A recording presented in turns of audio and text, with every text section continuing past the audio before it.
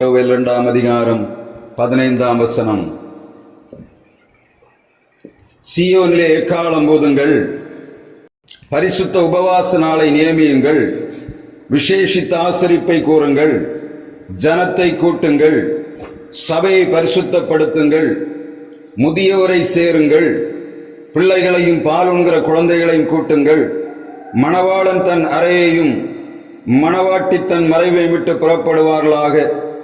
கர்த்தரின் பணிவிடைக்காரராகிய ஆசாரியர்கள் மண்டபத்துக்கும் பலிபீடத்துக்கும் நடுவே அழுது, கர்த்தாவே, நீர் உமது ஜனத்தை தப்பவிட்டு பிரஜாதிகள் அவர்களை பழிக்கும் நிந்தைக்கு உமது சுதந்திரத்தை ஒப்புக்கொடாதிரும். உங்கள் தேவன் எங்கே என்று பிரஜாதிகளுக்குள்ளே சொல்லப்படுவானேன் என்பார்களாக. அப்பொழுது கர்த்தர் தமது தேசத்துக்காக வைராக்கியம் கொண்டு தமது ஜனத்தை கடாட்சிப்பார். 19ஆம் வசனத்திலே ஆண்டவர் சொல்லுகிறார், கர்த்தர் மறுமொழி கொடுத்து தமது ஜனத்தை நோக்கி, இதோ நான் உங்களை இனி பிரஜாதிகளுக்குள்ளே நிந்தையாக வைக்காமல் உங்களுக்கு தானியத்தையும் திராட்சரசத்தையும் எண்ணெயையும் கொடுத்தேன், அதனால் நீங்கள் திருப்தியாவீர்கள். இங்கே வைக்கப்பட்டிருக்கிற 5 முக்கியமான காரியங்கள் இந்த நாட்களிலே நம்முடைய வாழ்விலே குறைவாய் காணப்படுகிறதை ஆண்டவர் சொல்லுகிறார். ஜனங்களுக்குள்ளே காணப்பட்ட குறைவென்ன? அங்கே திருப்தி இல்லை. ஆண்டவருடைய வார்த்தை சொல்லுகிறது, நீங்கள் திருப்தியாக வேண்டும் என்று சொன்னால் நான் உங்களுக்கு எவைகளை தரப்போகிறேன்? தானியத்தை தரப்போகிறேன், திராட்சரசத்தை தரப்போகிறேன், எண்ணெயை தரப்போகிறேன். அதற்கப்புறமாக உங்களுக்கு திருப்தியை தருவது மாத்திரமல்ல, சத்துருக்களுடைய நிந்தைகளுக்கு உங்களை நீக்கி விடுதலை ஆக்குவேன் என்று சொல்லுகிறார். இங்கே முதலாவதாக ஆண்டவர் சொல்லக்கூடிய காரியம் தானியத்தை ஏன் ஆண்டவர் கொடுக்கிறார்? ஆதியாகமம் 42ஆம் அதிகாரம் 36ஆம் வசனத்தை வாசிப்போம் என்று சொன்னால், தேசத்திலே பஞ்சம் வராதபடிக்கு யோசேப்பு பார்வோனை பார்த்து சொல்லுகிறான், தேசத்திலே 7 வருட பஞ்சம் வரப்போகிறது, இந்த பஞ்சத்திலிருந்து விடுதலையாகும்படியாக நீர் தானியங்களை சேர்த்து வைக்க வேண்டும் என்று முதலாவதாக யோசேப்பு அந்த பார்வோனை பார்த்து சொல்லுகிறான். எகிப்தின் அடிமைத்தனத்துக்குள்ளே இவன் போவதற்கு முன்பாக, இவன் பார்வோனுக்கு முன்பாக நிற்பதற்கு முன்பாக சிறைச்சாலையிலே கிடக்கிறான். ஆண்டவருடைய திட்டம் என்ன? யோசேப்பு அந்த எகிப்துக்கு அதிபதியாக வர வேண்டும். எவ்வளவு சூழ்நிலைகள் தெரியுமா அவனுடைய வாழ்விலே சந்தித்தது? முதலாவது தன்னுடைய சகோதரர்கள் அவனை வெறுக்கிறார்கள், தாய் தகப்பன் வெறுக்கிறார்கள். இப்பொழுது ஒரு சிறைச்சாலைக்குள் போவதற்கு முன்பாக போத்திபாருடைய மனைவி அவனுக்கு எதிராக குற்றம் சாட்டுகிறாள். ஆனால் கர்த்தருடைய வேலை வருகிறது வரையிலும் யோசேப்பு சிறைச்சாலைக்குள்ளே இருக்க வேண்டிய சூழ்நிலை உருவானது. ஆனால் இவன் சிறைச்சாலையிலிருந்து வெளியே வரும்போது ஆண்டவர் செய்கிற காரியம் என்ன? தேசம் பஞ்சத்துக்குள்ளே அகப்பட போகிறது. எனவே இந்த நாட்களிலே ஒரு மனிதனை தெரிந்தெடுத்து எகிப்துக்கு அதிபதியாக்க வேண்டும் என்று சொல்லிக்கூடிய திட்டத்தை எதற்காக ஆண்டவர் கொடுக்கிறார்? யோசேப்பை அந்த தேசத்திலே அதிபதியாக மாற்ற வேண்டும் என்று சொல்லக்கூடிய நோக்கம், அவருடைய திட்டம் நிறைவேறும்படியாக இங்கே காரியம் நடக்கிறது. முதலாவது சொல்லுகிறான், பஞ்சம் வரப்போகிறது. கர்த்தர் கொடுத்த அந்த சொப்பனத்தின் விளக்கமாக அவன் சொல்லுகிறான், பஞ்சம் வரப்போகிறது. நீங்கள் செய்ய வேண்டிய வேலை என்ன? தானியத்தை சேர்த்து வைக்க வேண்டும். தானியத்தை சேர்த்து எதற்காக வைக்க வேண்டும்? சகரியா தீர்க்கதரிசன புஸ்தகம் 9ஆம் அதிகாரம் 17ஆம் வசனம் சொல்லுகிறது, புது திராட்சரசம் கன்னிகைகள் வரைக்கும் தானியம் வாலிபரை வளரச் செய்யும் என்று கர்த்தருடைய வார்த்தை சொல்ல. சகரியா 9ஆம் அதிகாரம் 17ஆம் வசனத்திலே வசனம் சொல்லுகிறது, புது திராட்சரசம் கன்னிகைகளை வளர்க்கும், தானியம் வாலிபரை வளர்க்கும் என்று சொல்லப்படுகிறது. எதற்காக இந்த நாட்களிலே ஆண்டவருடைய வார்த்தை சொல்லு, நீங்கள் பரிசுத்த உபவாச கூடுகை நடத்துங்கள், சேனைகளுடைய தேவனாய கர்த்தருடைய பலிபீடத்துக்கு முன்பாக ஆசாரியர்களும் எல்லா ஜனங்களும் வர வேண்டும். வசனம் சொல்லுகிறது 15ஆம் வசனத்தில் வாசிப்போம் என்று சொன்ன, மணவாளன் தன் மணவரை விட்டு வர வேண்டும், வாலிபர்கள் வர வேண்டும், குழந்தைகள் வர வேண்டும், எல்லா ஜனங்களும் ஆண்டவருடைய சமூகத்திலே வர வேண்டும். காரணம் என்ன? பஞ்சம் வரப்போகிறது. பஞ்சம் என்ன பஞ்சம்? சாதாரண பஞ்சம் இல்ல, வசனம் கிடைக்க கூடாத பஞ்சம் தேசத்திலே தலைவிரித்து ஆட போகிறது. நமக்கு உணர்வு வேணும். கடைசி நாட்களில் வந்திருக்கிற நாம் இப்பொழுது மிகவும் எளிதாக வசனம் கிடைக்கிறது. எந்த நேரத்தில் தேசத்திலே வசனம் விதைக்க கூடாத பஞ்சம் வரும் என்பது நமக்கு தெரியாது. திடீரென வாழ்க்கையில் மாறி போகலாம். நாடுகள் பிடிக்கப்படுகிறது, ஒரு நாடு தன்னுடைய தேசத்தை நன்றாக வைக்க வேண்டும் என்று விரும்புகிறது, இன்னொரு நாடு வந்ததை அழைத்து போட. நமக்கு தெரியும், ஈராக் என்ற தேசமானது சதாம் ஹுசைனுடைய காலத்தில் எண்ணெய் வேணும்னா ஈராக்குக்கு போகணும், அந்த மாதிரி கண்டிஷன்ல இருந்தபடினாலே அவன் வந்து நின்றான். நடந்தது என்ன? ஒரு வல்லரசு நாடு அவனுக்கு எதிராக ஒரு பொய் குற்றச்சாட்டை வைத்து அவனை நாசம் பண்ணின. தேசத்துக்குள்ளே அதிபதியாய் இருந்தவன் உலகத்திலே வாழ முடியவில்லை, அவனை அழித்து விட்டார்கள். வல்லரசு நாடுகள் நினைத்த காரியம் நிறைவேறினது. கர்த்தருடைய வார்த்தை சொல்லுக, தேசத்திலே பஞ்சம் எப்பொழுது வரும் என்று தெரியாது. வசனம் கிடைக்கக்கூடாத பஞ்சம், தானியம் கிடைக்கக்கூடாத பஞ்சம், இவைகள் தேசத்திலே வரப்போகிறது. எனவே உபவாச கூடுகையிலே ஆண்டோடைய வார்த்தை என்று சொல்லுகிறது, தம்முடைய பிள்ளைகள் அவரால் தெரிந்து கொள்ளப்பட்டவர்கள் உபவாசம் இருக்க வேண்டும். பரிசுத்த உபவாச நாளை எதற்காக நியமிக்க வேண்டும்? ஆண்டவர் சொல்லுகிறார், தானியத்தை தரப்போகிறார். எதற்காக தானியம் தருகிறார்? உபாகமத்தில் 8ஆம் அதிகாரம் 4ஆம் வசனத்திலே அங்கே ஒரு காரியம் சொல்ல. உபாகம் 8:4 அதிலே ஆசாரியர்களுக்கு வர வேண்டிய வரத்து தானியத்திலே பண்ணப்பட வேண்டும். வசனம் சொல்லுகிற தானியத்தை கொடுக்கும் போது ஆசாரியர்கள் அவருடைய பங்கை பெற்றுக் கொள்கிறார்கள். ஆலய பராமரிப்பு அதன் மூலமாய் நடக்கிறது. நெகேமியா தீர்க்கதரிசன புத்தகம் 10ஆம் அதிகாரம் 39ஆம் வசனத்திலே நெகேமியா சொல்லுகிறார், திராட்சரசம், எண்ணெய், இந்த தானியம் இவைகள் ஆண்டோடைய ஆலயத்துக்கு கொண்டு வரப்பட வேண்டும். காரணம் என்ன? வசனம் சொல்லுகிறது. யோவேல் தீர்க்கதரிசியை கொண்டு மிக முக்கியமாக ஆண்டவர் வசனம் நிறைய பார்க்கிற எல்லா வசனத்தில் ஆண்டவர் இந்த 3 காரியத்தை சேர்த்துதான் சொல்லுகிறார். வேதத்தில் நீங்க பாத்தீங்கன்னா தானியம் அங்கு வைக்கப்படுகிறது, அங்கே திராட்சரசத்தை வைத்திருக்கிறார். திராட்சரசம் இருக்கிற இடத்துல எண்ணெயை வைத்திருக்கிறார். அப்படியானால் ஆண்டவர் ஒரு பலி செலுத்தக்கூடிய முறைமையை ஆசாரியர்களுக்கு கொடுக்கும் போது, தேவனுடைய ஆலயம் பராமரிக்கப்படும் போது 3 முக்கியமான காரியங்களை தொடர்ந்து சொல்லிக் கொண்டார். அதே மாதிரி யோசுவா பலி செலுத்தும் போதும் அதைத்தான் செய்கிறார். இஸ்ரவேல் ஜனங்களிடத்தில் ஆண்டவர் கேட்கிறதும் அப்படித்தான். நீங்க எல்லா தீர்க்கதரிசிகளுடைய பலி செலுத்துகிற முறைமையும் பார்த்தா இந்த 3ஐயும் ஆண்டவர் மிக கட்டாயமாக வைத்திருக்கிறதை காண முடியும். தானியம், திராட்சரசம், எண்ணெய் 3ம் குறையில்லாதபடி ஆலயத்துக்கானாலும் சரி, ஜனங்களுக்காகவும் வேணும். காரணம் என்ன? ஜனங்கள் திருப்தியற்று அந்நிய வழிகளிலே சென்று விடக்கூடாது என்பதிலே ஆண்டவர் மிக கவனமாக இருந்தார். என்ன ஆசீர்வாதத்தை கொடுத்தாலும் அந்த ஆண்டவர் 3 காரியத்தை நாம் கொடுக்கிறதை பார்க்க முடியும். நீங்க ஆதியாகமம் 27ஆம் அதிகாரம், யாக்கோபு தன் தகப்பனிடத்திலே ஆசீர்வாதத்தை பெறும்படியாக வருகிறான். தேவன் உனக்கு வானத்து பனியையும் பூமியின் கொடுவையும் கொடுத்து மிகுந்த தானியத்தையும் திராட்சரசத்தையும் தந்தருவாராக என்று சொல்லுகிறான். இங்கே அவன் ஆசீர்வதிக்கும் போது எதை சொல்லுகிறான்? ஆண்டவர் உனக்கு மிகுந்த தானியத்தை தருவார், உனக்கு திராட்சரசத்தை தருவார் என்று சொல்லுகிறார். இப்பொழுது ஆண்டவருடைய ஆசீர்வாதத்தில் எது வைக்கப்படுகிறது? தானியமும் திராட்சரசம் வைக்கப்படுகிறோம். வாசித்த போல சகரியா 9ஆம் அதிகாரம் 17ஆம் வசனத்திலே கன்னிகைகளை வளர்ப்பதற்கு திராட்சரசம்,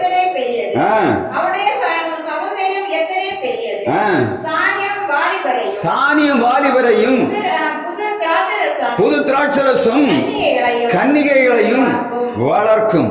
ஒரு ஆலயம் வளர வேண்டும் என்று சொன்னா, தேவனுடைய திருச்சபையானது வளர்ந்து பெருக வேண்டும் என்று சொன்னா, வாலிபர்கள், கன்னியர்கள் வேணும். அதுக்கு ஆண்டவர் சொல்லுகிறார், வாலிபர்கள் என்று சொன்னால் யார்? தேவனுடைய வசனத்தினாலே அவர்கள் மெருகேற்றப்பட்டவர்கள். ஆண்டவருடைய வார்த்தையாய் வசனத்தை உட்கொண்டு அதிலே பலன் கொண்டு வாழக்கூடியவர்களை தான் யார் சொல்லுகிறார்? ஆண்டவர் வாலிபர்களுடைய பட்டியலிலே எல்லாரையும் கொண்டு போய் ஆண்டவர் வாலிபர்களை பட்டியலில் வைக்கிறது. நீங்க பாத்தீங்கன்னா தெரியும், வசனத்தின்படி நிற்கிறவர்கள் வாழ்விலை ஜெயிக்கிறதை நாம் பார்க்க முடியும். அநேக நேரங்களிலே நாம் தோற்று போய் சோர்ந்து போய் கிடக்கிற நேரங்களிலே கர்த்தருடைய வார்த்தை தான் என்ன பண்ணும்? ஒரு மனிதனை தேற்றுகிறதாக. ஏன் உபவாச கூடுகையில் நாம் கூடுகிறோம்? ஆண்டவருடைய வசனத்தை ஏன் தியானிக்கிறோம்? நம்முடைய வாழ்விலே பலன் பெற வேண்டும். வாலிபர்களை போல நாம் எழும்பி ஆண்டவருக்காக யுத்தம் பண்ணும்படியாக ஆண்டவர். எனவேதான் ஆண்டவர் சொல்லுகிறார், நீங்கள் பரிசுத்த உபவாச நாளை நியமியுங்கள், தானியத்தை நான் உங்களுக்கு வருஷிக்க போகிறேன், திராட்சரசத்தை நான் உங்களுக்கு தரப்போறேன். என்ன பண்ணும்? தானியம் வாலிபர்களை உருவாக்கும், கன்னிகைகளை வளர்க்கும், திராட்சரசம் இவைகளை ஆண்டவர் தரும்படியாக சுத்தமுள்ளவராக இருக்கு. 28ஆம் அதிகாரம் 7ஆம் வசனத்திலே ஆண்டவர் அதை சொல்லுகிறார். காட்பை திராட்சரசம் பானபலியோடு கூட செலுத்தப்பட வேண்டும் என்று சொல்றார். அப்படியானால் இந்த திராட்சரசம் பலிபீடத்தில் பலி செலுத்துவதற்கு ஆண்டவர் ஏற்படுத்தி வைத்த ஒரு காரியம் என்பதை நாம் நினைவில் கொள்ள வேண்டும். முதலாவதாக தானியத்தையும் ஆண்டவர் பலி செலுத்தும்படியாக சொல்றார். ஆசாரியருடைய பங்காக இங்கே பானபலியாக ஆண்டவர் கால்படி திராட்சரசத்தையும் கேட்கிறதை நாம் பார்க்க முடியும். ஏன் இஸ்ரவேல் ஜனங்களுக்கு ஆண்டவர் எதற்காக அந்த காரியத்தை கொடுக்கிறார்? ஆண்டவருடைய ஆலயம் பராமரிக்கப்பட வேண்டும், ஆண்டவருடைய திருச்சபையானது வளர வேண்டும், ஆண்டவருடைய பிள்ளைகள் திருப்தி உள்ளவர்களாய் வாழ வேண்டும், அவருடைய வாழ்விலே நிந்தை இல்லாமல் வாழ வேண்டும் என்று சொல்லி ஆண்டவர் விரும்பித்தான். ஆண்டவர் சொல்லுற தானியத்தை நான் உங்களுக்கு தரப்போகிறேன், திராட்சரசத்தை உங்களுக்கு தரப்போகிறேன். எவைகள் குறைவாய் கிடக்கிறது என்று நமக்கு தெரியும். நம்முடைய வாழ்விலே வளர்ச்சி இல்லை, நம்முடைய குடும்பங்களிலே மேன்மை இல்லை, நம்முடைய ஆலயத்திலே ஆத்துமாக்கள் பெருகவில்லை என்றால் நம்ம செய்ய வேண்டிய வேலை என்ன? எல்லா இடத்துலையும் நீங்க பாத்தீங்கன்னா ஒரு சின்ன சினிமா போட்டாலும் சரி, ஒரு சின்ன களியாட்டு இருந்தாலும் சரி, எங்க பார்த்தாலும் ஆட்கள் கூடி கிடக்கிறார்கள். வாலிபர்களை பார்த்தீங்கன்னா எது செய்வதற்கு ஒரு தவறான காரியத்தை செய்வதற்கு சேர்ந்து நிற்கிறார்கள். ஆனால் ஆண்டவருடைய ஆலயத்துக்கு வரணும்னா மாத்திரம் எல்லாவனும் வெக்கம்னா ஒரு கை கணக்க இல்லாத வெக்கம். ஏன்னா ஆண்டவருடைய வசனத்தினாலே வருகிற விடுதலை, ஆண்டவருடைய வசனத்தினாலே வருகிற ஆசீர்வாதம், ஆண்டவருடைய ஆசீர்வாதத்தினாலே வருகிற மேன்மை, இவைகள் வாலிபர்களுக்குள்ள இல்லாதபடியினாலே இன்றைக்கு சபைகள் வாலிபர்களை இழந்து கிடக்கிறது, கன்னிகைகளை இழந்து கிடக்கிறது. காரணம் என்ன? நாம் ஜெபிப்பதிலே குறைவுபட்டு இருக்கிறோம் என்பதைத்தான் ஆண்டவர் சொல்லுகிறார். ஏன் ஆண்டவர் உங்களுக்கு நான் வருஷிக்க ஆத்துமாக்களை தருவேன் என்று சொல்லவில்லை. ஆண்டவர் சொல்லுகிறார், நீங்கள் ஆசாரியர்கள், லேவியர்கள், மணவாளன், மணவாட்டி, பிள்ளைகள், பெரியவர்கள் அனைவரும் உபவாசம் இருக்க வேண்டும் என்று சொல்றார். ஆண்டவருடைய சமூகத்திலே உபவாசம் இருக்க வேண்டும், பரிசுத்த உபவாச நாளை நியமிக்க வேண்டும். நம்முடைய வாழ்விலே, நம்முடைய திருச்சபைகளிலே குறைவாய் கிடக்கிற ரெண்டு மிக முக்கியமான காரியமே தான். வாலிபர்களும் இல்லை, கன்னிகைகளும் இல்லை. நாம் செய்ய வேண்டிய வேலை என்ன? ஆண்டவருடைய சமூகத்தில் வருகிற நாம் இந்த நாட்களை, உபவாச நாட்களை மிக கவனமாக செலவு செய்யணும். உபவாசம் என்று சொன்னால் என்ன? எபிரேய வார்த்தையில சொல்லப்படுகிறது தானித் என்று சொல்லப்படுகிறது. எபிரேய மொழி தமிழ் மொழியிலிருந்து வந்தது என்று சொல்லுகிறார்கள்.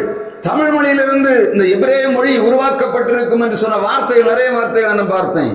நிறைய எபிரேய வார்த்தைகள் தமிழ் மொழியிலிருந்தும் இங்கு ஆங்கில எழுத்துக்கள் தமிழ் மொழியிலிருந்தும் வந்திருக்கிறது. அப்படியானால் அந்த ஃபாஸ்டிங் என்று சொல்லக்கூடிய வார்த்தை போட்டு பாருங்க, சொல்லப்படுகிறது தானித், தனித்து என்று சொல்லக்கூடிய வார்த்தை தான் உபவாசத்திலே சரியான வார்த்தை. உபவாசம் என்று சொன்ன உபவாசம், ஆண்டவரோடு தனித்து வாசம் பண்ணுகிற வார்த்தை தான் உபவாசம் என்று எபிரேய வார்த்தை சொல்லுகிறது. அப்படியானால் ஜனங்கள் ஆண்டவரோடு தனித்திருப்பதற்காக நீ பாத்தீங்கன்னா கூட்டத்தோட இருந்தா என்ன நடக்கும்? 4 பேர் உட்கார்ந்து இருந்தா 4 பேரும் அவருடைய காரியங்களை பேசுவோம் இல்ல. ஒரு ஆள் சொல்லுவாரு, நீங்க சொல்ற சரியா இருக்கு, ஆனா இது சரியில்லை என்று சொல்லுவார். மற்றவர் சொல்லி, நீங்க சொல்ல 100% சரிதான், ஆனா இப்ப நம்ம அதை செய்ய முடியாது என்று சொல்லுவாரு. ஒரு சில ஆட்கள் பாத்தீங்கன்னா, நீ சொன்ன மகா பெரிய தப்பு, அன்னை அங்க நடந்தது, அது இங்க நடந்தது என்று சொல்றாரு. அப்படிதானே? 4 பேர் இருந்தா என்ன பண்ணுவாங்க?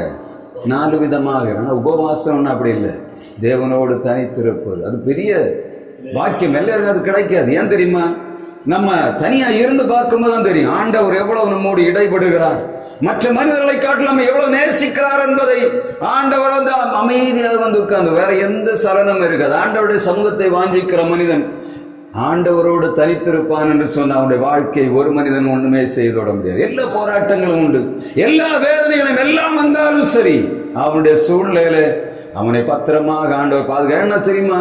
மற்ற மனிதர்களை காட்டில் அவர்கள் ரொம்ப கரிசனை உள்ளவராக இருப்பார். நேர பக்கத்துல வந்து உட்கார்ந்து இருப்பார். ஏன்னா எல்லா பிரச்சனையும் இருக்கிற நேரத்துல அந்த யோபு பக்கத்துல பொண்டாட்டியும் கூட இல்லை, நண்பர்கள் வந்து உட்கார்ந்து இருக்கிறாங்க. வந்து உட்கார்ந்துட்டு மோசமான வார்த்தைகளை பேசிக் கொண்டாரு. ஆண்டவர் பக்கத்துல வரார், அவன்கிட்ட வந்து சொல்லுகிறான், யோபு சொல்லுகிறான், இப்பொழுது என் கண்கள் உம்மை காண்கிறது, அந்நிய கண்கள என் கண்கள் உம்மை கண்டு கொண்டிருக்கிறது. எதற்காக? எப்பொழுது எல்லாரும் தனிமைப்படுத்தப்பட்ட போது யோபு ஆண்டவருடைய சமூகத்தை நோக்கி பார்க்கிறார். ஆண்டவரே, எல்லா நண்பர்களும் சொல்லுகிறார், நான் துன்மார்க்கன் என்று சொல்லுகிறார்கள், நான் தவறாய் நடந்தேன் என்று சொல்லுகிறார்கள், நான் துபர் பிடிச்சவன் என்று சொல்லுகிறார்கள், நான் யாருக்கும் எளியவர்களுக்கு கை நீட்டாதவன் என்று சொல்லுகிறார்கள். ஒவ்வொரு நண்பர்களும் அதைத்தான் சொல்லுகிறார். வந்தவர்கள் என்ன சொன்னாங்க?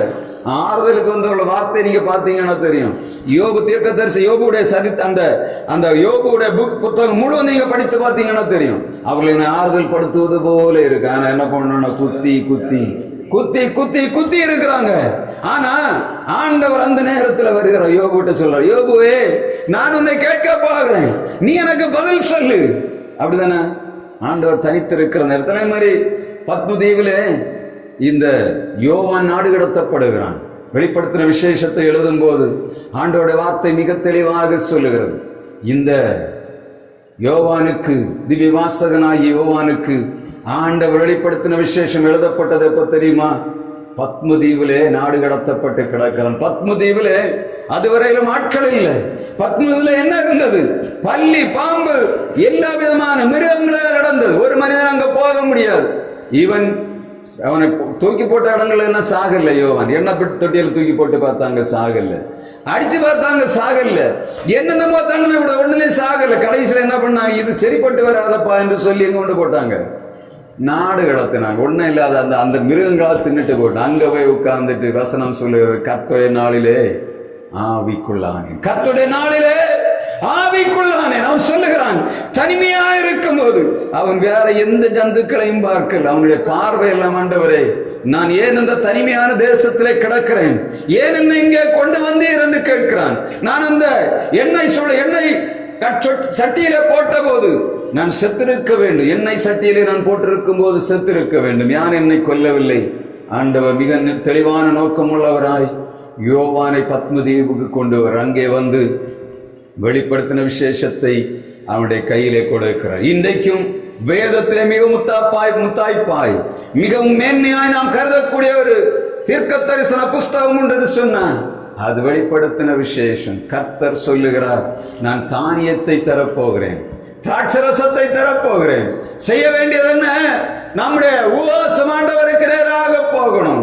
நான் காலையில் வசனத்தை எடுத்து தியானித்து, ஆண்டவரே எனக்கு இதுல இந்த பிள்ளைகளுக்கு கொடுக்க வேண்டிய செய்தியை தர வேண்டும் என்று சொல்லி உட்கார்ந்து அப்படியே தூங்கியிருக்கேன்.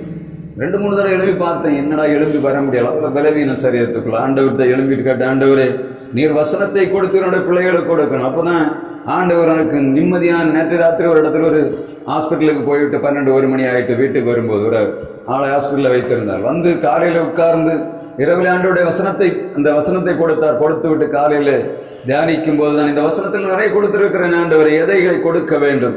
இன்றைக்கு நம்ம மிக முக்கியமாக செய்ய வேண்டிய வேலை என்னன்னா, எல்லாம் செய்கிறோம், ஆண்டவரோடு தனித்திருப்பதை மறந்து போகிறோம். எல்லா காரியங்களும் நம்ம செய்கிறோம், வேலை செய்ய சொன்னா செய்கிறோம். ஆனால் ஆண்டவருடைய சமூகத்தில் தனித்திருப்பது என்று சொல்வது எல்லாருக்கும் எட்டி கசப்பு தான். அப்படிதானே யாக்கோபு, அவனுக்கு தெரிஞ்சது எப்படி, மகாயத்தன். அப்படிதானே மகாயத்தன் எல்லாத்தையும் சம்பாதிச்சு கொண்டு வந்தான். இப்ப பாக்குறான், இனி தப்பனா வழி என்ன பண்றது, வேற வழியில். ஆண்டவருடைய வசனம் சொல்லுகிற யாக்கோபு எல்லாவற்றையும் அக்கறைப்படுத்தி விட்டு தனியா போய் உட்கார்ந்து இருக்க ஆண்டவர்கிட்ட. எப்படிதானே எப்படி இருக்கு? அவன் சொல்றான், எனக்கு ஒன்னும் இல்லை ஆண்டவரே. எப்படி 4 பொண்டாட்டி மாதிரி ஒரு இஷ்டத்தே கிடக்கு. ஆனா சொல்றான், ஒன்னும் இல்லை, நீர் என்னை ஆசீர்வதித்தாலொழிய உண்மை போகணும். அப்ப அவனை கொஞ்சம் யோசித்து பார்த்தா, அந்த வசனத்தை கொஞ்சம் தியானித்து பார்த்தா தெரியுது. அப்ப இதுவரை அவன் பெற்ற ஆசீர்வாதம் என்ன ஆசீர்வாதம்? பொண்டாட்டி, பிள்ளை, ஐஸ்வர்யம், இதெல்லாம் ஆசீர்வாதமே ஆண்டவர் வைக்கல. அப்படிதானே நம்ம என்ன, நமக்கு ஆடு கிடைச்சு, மாடு கிடைச்சு, கோழி கிடைச்சு, நம்ம ஆசீர்வதிக்கப்பட்டிருக்கோம்னு சொல்றோம். எலும்பி சாட்சி ஆண்டவர் ஒரு வீட்டை தந்தார், கர்த்தருக்கு சோத்திரம், அது ஆசீர்வாதம். இன்னைக்கு அதை சொல்ல, நீர் என்னை ஆசீர்வதித்தாலுடைய உண்மை போகக்கூடாது. ஆசீர்வதிக்க போறவள கதை உங்களுக்கு தெரியும். நான் இற தொடுகிறார், போய் தொடச்சந்த தொடுறேன். ஏன்னா நீ விட முடியாது. இவன் கார் ஒழுங்கா இருந்தா நீ என்ன விட மாட்டான்னு தெரிஞ்சு உடனே என்ன பண்ணாரு, அங்க போய் தான் கை வைக்கிறேன். மோனா இனிமேல் என்ன தொடப்படாது போ அப்படின்னு என்ன ஆச்சு, காலி சுழிக்கு போயிடுச்சு. ஆனா ஆண்டவர் ஆசீர்வதித்து விட்டு போய்விட்டார். காரணம் என்ன? அவனுக்கு தெரிந்த இதெல்லாம் ஆசீர்வாதம் இல்லை. என்ன ஆசீர்வாதம்? என் ஆண்டவர் தன்னுடைய பேரை என் மேல் கூறணும். நாம் கேட்கிறோம், உடைய நாமம் என்ன? அவன் கேட்கிறான், நீ என்னுடைய நாமத்தை என்னத்துக்கிட்ட கேட்கிற? நான் இல்ல உனக்கு பேர் போட்டு இருக்கிறேன், ஆனா நீர் யாருன்னு எனக்கு சொல்லணும். ஏன்னா நான் இவ்வளவு நேரம் போராடிட்டு இரவு முழுவதும் போராடி இருக்கிறேன். இனி அங்க போறவனை கேட்பான், என்னத்தை கிடைச்சவனு கேட்பான். அப்ப சொல்லுவான், நான் எல்லாத்தையும் இழந்தனோ இல்லையோ, ஆனா ஆண்டவருடைய நாமத்தை பெற்றுக்கொண்டேன் என்று சொல்லி அவன் தன்னுடைய சந்ததிக்கு அவைகளை அறிவிக்கிறதை நாம் பார்க்கணும். உபவாசம் என்று சொல்லக்கூடியது மிகவும் முக்கியமானது. அநேக நேரங்களில் நீங்க பாத்தீங்கன்னா தனித்திருக்கும் போதுதான் அநேக காரியங்களை ஆண்டவர் கற்றுக் கொடுக்கிறார். இன்னொரு காரியத்தை நீங்க பாத்தீங்கன்னா, உபவாசம் இருக்கும்போது அநேக நேரங்களில் பேச்சு மூச்சே வராது. ஏன்னா பெருமூச்சு மாத்திரம்தான் போகும், பெருமூச்சு மாத்திரம்தான் போகும், பெருமூச்சு மாத்திரம்தான் போகணும். இந்த எஸ்தர் ராஜாத்தி தன்னுடைய தேசம் யூதர் அழிய போகிற நேரத்தில் எடுத்த காரியத்தை நீங்க பாத்தீங்கன்னா தெரியும். ராஜாவுக்கு தெரியாது, ராணி என்ன பண்ணிட்டு இருக்கா, உபவாசம் இருக்கிறது யாருக்கு தெரியாது, ராஜாவுக்கு தெரியாது. முதல்ல சொல்லி விடுறான், நீர் போவோம் அங்க அந்த ராஜ்யத்தோட ஜனங்களை கூட்டி நீங்க உபவாசம் பண்ணும், நானும் என் தாதிமாரும் இந்த இடத்துல, நானும் என் தாதிமாரும் இந்த இடத்துல நாங்கள் உபவாசம் இருக்க போகிறோம். அப்படிதானே? உங்களுக்கு தெரியுமான்னு தெரியல. மிக நிர்பந்தமான நேரம், ஒண்ணுமே செய்ய முடியாது, இனிமேல் வாழ்வில்லை, யூதர்கள் முழுவதுமாக அழிக்கப்பட போகிற நேரம்.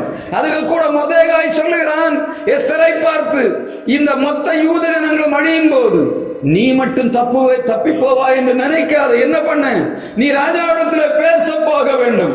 இதுவரை எஸ்தர் சொல்லுகிறார், இதுவரை ராஜா என்னை அழைக்கவில்லை, நான் போனா என்ன பண்ணணும், அந்த அரண்மனை முற்றத்துக்குள்ளே போனா ராஜா கை நீட்டா விட்டு அவன் செத்து போனான், அதான் சட்டம். அவன் சொல்லுறான் சட்டம், அவள் சொல்லுறான் சட்டத்தை மீறி ராஜாவிடத்திலே போகிறேன். காரணம் என்ன, அவள் சொல்லுகிறாள், நான் உபவாசம் இருக்க போகிறேன், நான் உபவாசம் இருக்க போகிறேன், நீங்களும் போய் உபவாசம் இருங்கள் என்று சொல்லுகிறாள்.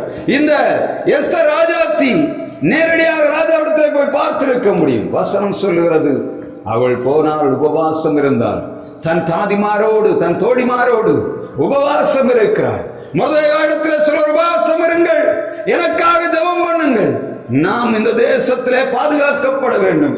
நடந்த காரியம் நமக்கு தெரியும். உபவாசம் கேவலமானதில்லை. ஆண்டவர் தம்முடைய பிள்ளைகள் உபவாசம் இருக்கும் போது கண்ணோக்கி பார்க்கிற ஆண்டவர், அவரோடு தனித்து இருக்கிற மக்களுக்கு மிக பெரிதான ஆசீர்வாதத்தை ஆண்டவர் வைத்திருக்கிறார். மூன்றாவதாக ஆண்டவர் வைத்திருக்கிற காரியம் ஆதியாகமம் 28ஆம் அதிகாரம் 18ஆம் வசனத்திலே சொல்லப்படுகிற எண்ணெயை ஆண்டவர் வர்ஷிக்க போகிறார். எதற்காக எண்ணெய் தரப்படுகிறது? முதலாவதாக இந்த 28ஆம் அதிகாரம் 18ஆம் வசனத்திலே யாக்கோபு எழுந்திருந்து கல்லை எடுத்து அதை தூணாக நிறுத்தி அதன் மேல் எண்ணெயை வார்த்து அந்த ஸ்தலத்துக்கு பெத்தேல் என்று பெயரிட்டான்.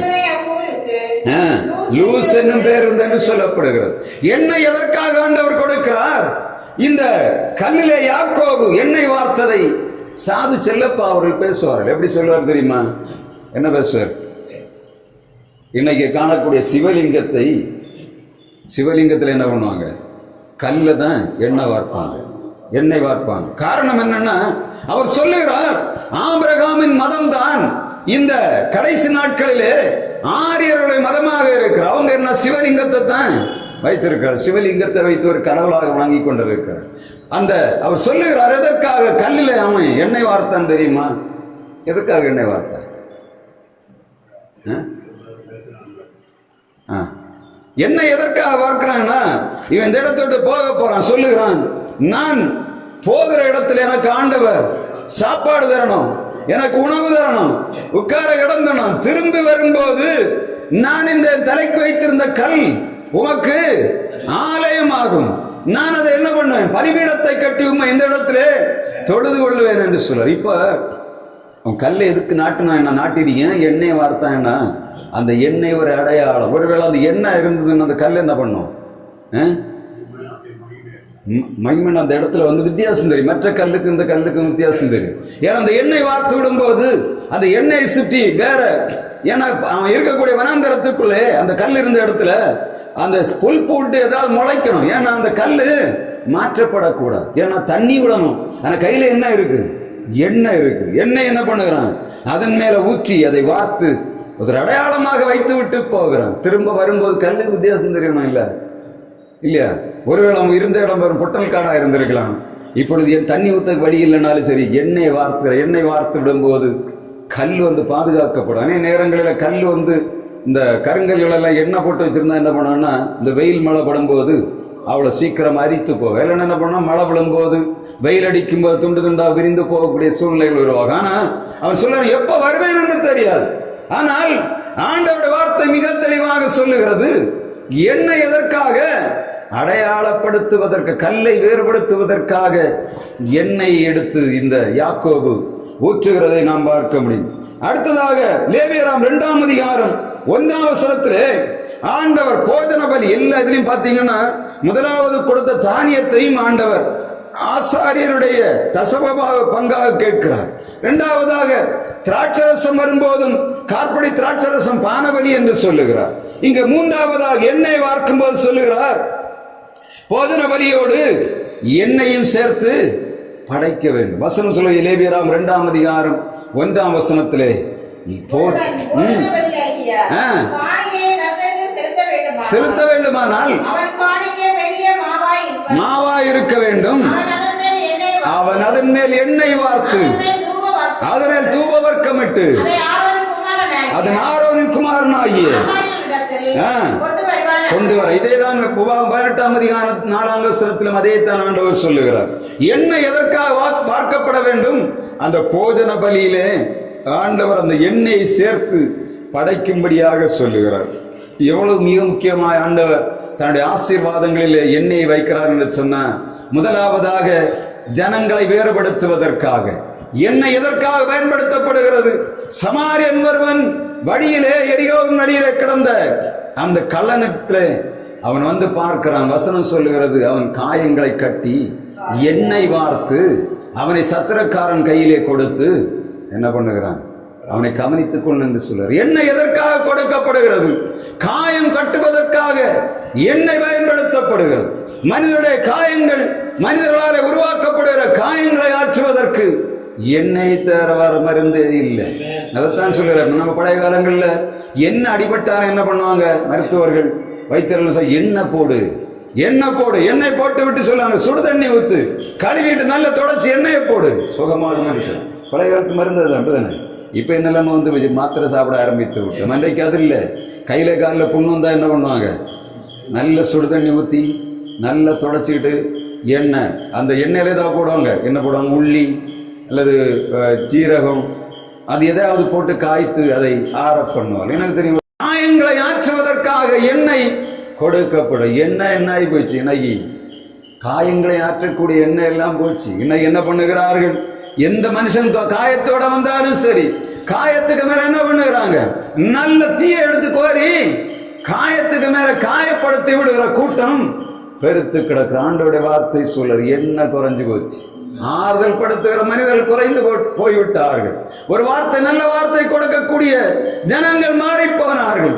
காயங்களை இன்னும் வேகமாக அதிகப்படுத்தி காயத்தை அதிகப்படுத்துகிற ஆட்கள் பெருத்து விட்டார்கள். எனவே குறைகளை சொல்லி சொல்லி சொல்லியே அவன் புண்ணாதான் இருப்பான், வேதனையோடு இருப்பான். வேதனைக்கு மேல வேதனை ஏற்றுகிற ஜனங்கள் பெருத்து விட்டபடியினாலே ஆண்டவர் சொல்லுகிறார், ஆசாரியர்கள் ஆண்டோடைய சமூகத்தில் உபவாசம் இருக்க வேண்டும். கன்னிகைகள் ஆண்டோடைய சமூகத்தில் உபவாசம் இருக்க வேண்டும். வாலிபர்கள் ஆண்டோடைய சமூகத்தில் உபவாசம் இருக்க வேண்டும். மணவாளன் தன் மணவரையை விட்டு வெளியே வர வேண்டும். வாலிபர்கள் குழந்தைகள் ஆண்டோடைய சமூகத்தை தேடி வர வேண்டும். அதுக்கு மிக முக்கியமாக ஆண்டவர் ஆசார் இடத்துல கொடுக்கிறது என்னத்தன? சீயோனிலே எக்காலமும். சீயோனிலே காலம் என்னத்த? ஆண்டோடைய சபையில தான் எக்காலத்தை ஊத சொல்லுற. வெளியே இல்ல, நம்ம வெளியே எல்லாரையும் சொல்லுறோம். ஆனா தேவ சபைக்குள்ளே எக்காலத்தை ஊதி பரிசுத்த உபவாச தேவத்தை செய்ய வேண்டும். காரணம் என்ன? வாலிபர்கள் குறைந்து போனார்கள், கன்னிகைகள் குறைந்து போனார்கள், திராட்சரசம் குறைபட்டு போகிறது. இங்கே ஆறுதலின் வார்த்தைகள் அற்று போகிறது. ஜனங்களுடைய ஆறுதலுக்கு ஜனங்கள் ஏங்கிக் கொண்டிருக்கிற நேரத்திலே எவைகளோ வருகிற கதைகள் வருகிறது. ஆனால் ஆண்டவருடைய வார்த்தை, ஆறுதலின் வார்த்தையானது வெளிப்படுவதில் தேவ பிள்ளைகளாகிய நாம் செய்ய வேண்டிய வேலை என்ன? உபவாசம் கண்டிப்பா இருக்கணும். உபவாசம் என்னன்னு தெரிந்தா மாத்திரம்தான் அது இருக்க முடியும். நான் போகிற இடங்களெல்லாம் உபவாச கூடுகையில் சொல்லக்கூடிய காரியங்கள் தான், எதை விட்டாலும் உபவாச கூடுகை விடாதிருங்கள். உபவாச கூடுகை தான் விட்டு ஜனங்கள் எதேதோ செய்கிறார்கள். ஏன்னா அந்த நாள் ஆண்டவருடைய சமூகத்தில் வந்து தனியாக உட்கார்ந்து அவரோடு தன்னுடைய காரியங்களை வைக்கக்கூடிய நேரம். இப்ப என்ன பண்ணுகிறார்கள்? உபவாச கூடுகைன்னா நல்ல சூப்பராக ஒரு செட் எடுத்துட்டு வருகிறார்கள்.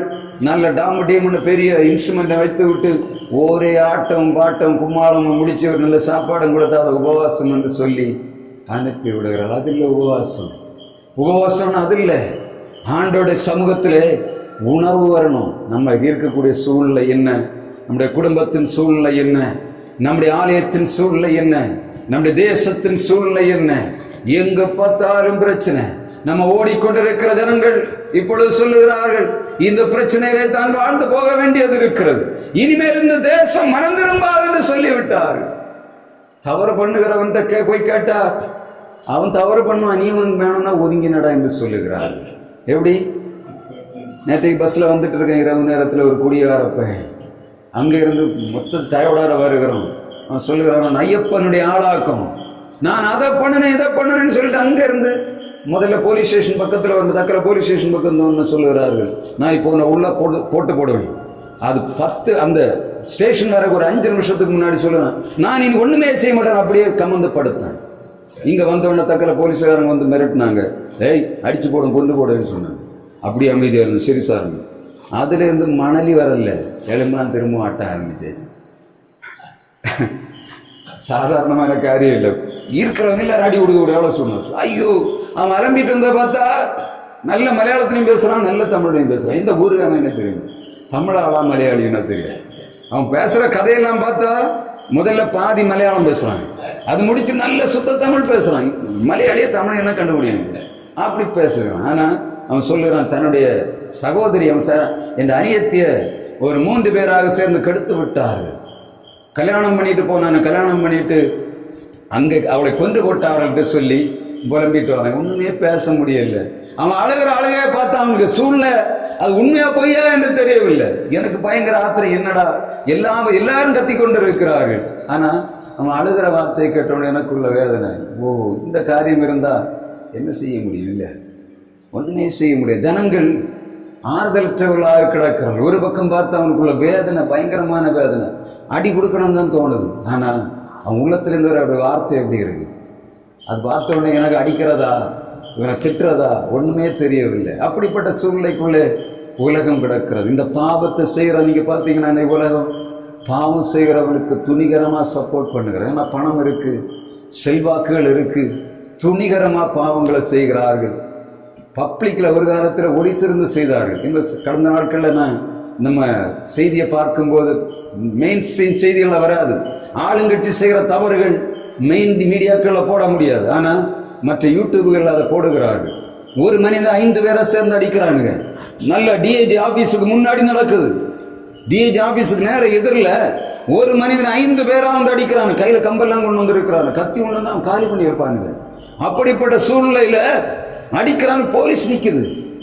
போலீஸுக்கு முன்னாடி வைத்து ஒரு ஆள் அடிக்கிறாங்க. அவன் கட்சியில ஒரு பெரிய பொறுப்புல இருக்க தலைவனார், ஒரு கட்சியுடைய நிறுவனர். அவனை 5 பேரை அடிக்கிறானுங்க.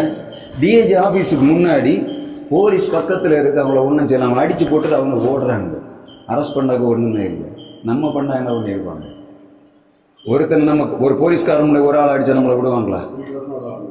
ஒன்றும் பண்ணல. 5 பேர். அப்போ அவங்களுக்கு தெரியுது என்னன்னா, நாங்க ஆளுங்கட்சியில இருக்கிறோம், ஆளுங்கட்சிக்கு சப்போர்ட்டா இருக்கிறோம். இந்த ஆளுங்கட்சியில் இருக்கிற ஆள் என்ன பண்ணுவான், நம்மளை பாதுகாத்துக்கணும். அந்த துணிகரத்தில் என்ன அடிச்சு போட்டுட்டு அவன் என்ன பண்ணிருக்காங்க, அடிச்சுட்டு இவன் விரட்டும் போது என்ன கையில சீப்பு இருந்தான், சீப்பு அவனை அந்த இது பண்ணும்போது எடுத்துட்டு ஓடி இருக்கான், கிழிச்சிருன்னு சொல்லுகிறார்கள். ஆனா அவன் 5 பேர் அங்க போய் ஆஸ்பத்திரியில படுத்து விட்டு இவனை நடுராத்திரி அரெஸ்ட் பண்ணான். வேற அடிப்பட்டவனை அரெஸ்ட் பண்ண கண்ணுக்கு முன்னாடி தெரியுது, கண்ணுக்கு முன்னாடி. நியாயாதிபதி நீதிபதி கிட்ட போகுது. நீதிபதி கிட்ட போனோன்னு நீதிபதி கேட்கிறார், அந்த வீடியோ பார்த்துட்டு நீங்க என்ன சொல்லுகிறீங்க அப்படின்னு கேட்கிறாங்க. வக்கீல் 60 வக்கீல்கள். யாருக்கு அடி கொடுத்தவனு 60 வக்கீல். இவனுக்கு யாரு, அவனுக்கு தனியா வக்கீல அவன் அட்வைட் தானா. இன்னொரு கட்சியில இருந்து அவங்க ஒரு 6 பேர் போயிருக்கிறாங்க. இந்த 60 வக்கீல் யாரை பாராடுங்க இது பண்ண பாதுகாக்கிறதுக்காக, குற்றவாளிகளை பாதுகாக்கிறது 60 வக்கீல். எப்படி இருக்கும்? கண்ணுக்கு முன்னாடி ஒண்ணுமே பேச முடியல. ஏன்னா நீங்க பேசுறவங்கள அரெஸ்ட் பண்ணுவாங்க. தவறு கண்ணுக்கு முன்னாடி நடக்கிறது தெரியுது, வெட்ட வெளிச்சமா இருக்காங்க. ஒரு எடிட்டிங் பண்ணாமலே கரெக்டா தெரியுது குற்றவாளிகள் யார் என்று சொல்லி. ஆனா இந்த அரசாங்கம் உள்ள கை வைக்கிற சும்மா ஏதோ நடந்து கொண்டிருக்கிறது. இப்ப இந்த நேரத்தில் நமக்கு என்ன தோணும், நம்மை நாம் தான் பாதுகாத்துக் கொள்ள வேண்டும். அரசாங்கம் நம்ம ஒன்று செய்யாது, மற்ற நம்மை பாதுகாக்க முடியாது. நம்ம மாத்திரம்தான் நம்மை பாதுகாத்துக் கொள்ள வேண்டும். எவ்வளவு அடிச்சா நம்ம என்ன பண்ணோம் கேட்டுக்கிட்டு இருக்கணுமா? எவ்வளவு நாள் இப்படி ஓடும்?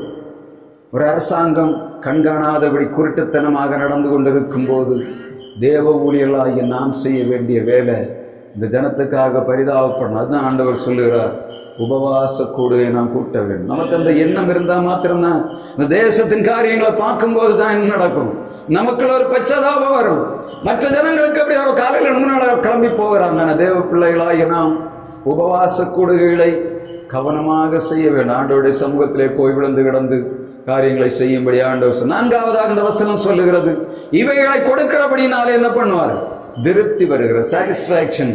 இந்த 3 குறைவுபடும் போது எண்ணெய், ஒரு மனிதனுடைய வாழ்விலே நமக்கு தேவையான தானியம் எண்ணெய், திராட்சரசம் குறைபடும் போது திருப்தி இல்லாத வாழ்வு. அப்பதான் மனிதன் திருப்தி இல்லாம என்ன பண்ணுவான், திருப்தி உள்ளவன் என்ன பண்ணுவான், தேன் கூட்டையும் மிதிப்பான் என்று சொல்லி வசனம் சொல்லு. தேன் கொண்டு கொடுத்தா, வயர் நிறைஞ்சவன் தேன் கொண்டு கொடுத்தா என்ன பண்ணுவான், கீழே போட்டு தூர போட்டுற. எனக்கெல்லாம் வேண்டாம் வயர் நிறைஞ்சு. இப்போ நம்ம வயர் நிறைஞ்சு போச்சு, நல்ல கடையில் போனோன்னு சொல்லுவேன், பாஸ்டர் ஒரு சூப்பு குடிங்கன்னு சொல்லுவார் ஒரு ஆளுங்க. பாஸ்டர் வயர் நிறைஞ்சு போகிறோம், என்ன குடிக்கிறது, ஒரு டீ குடிக்க முடியாது. அல்ல சொல்ல, இது மட்டுமா சாப்பிடுங்க. எங்க சாப்பிடுறது, வயர் நிறைஞ்ச பிறகு ஒண்ணும் இல்லை. ஆனா ஆண்டவர் சொல்லுகிறார், ஜனங்களுக்குள்ளே தானியம் இல்லை, திராட்சரசம் இல்லை, எண்ணெய் இல்லை, என்னுடைய வாழ்விலே திருப்தி இல்லை. இதுக்கு மேல என்னன்னு பாத்தீங்கன்னா ஆண்டவர் சொல்லுகிறார், அந்த சுற்றுப்புறத்தில் இருக்கிற ஜனங்களுடைய நிந்தையிராதபடிக்கு நான் உங்களுக்கு மாற்றப் போகிறேன். அந்த வசனம் அதைத்தான் சொல்லுகிறது. யோவேல் 2ஆம் அதிகாரம் 19ஆம் வசனத்தை ஒரு முறை வாசித்து நாம் முடிக்கலாம். யோவேல் 2:19.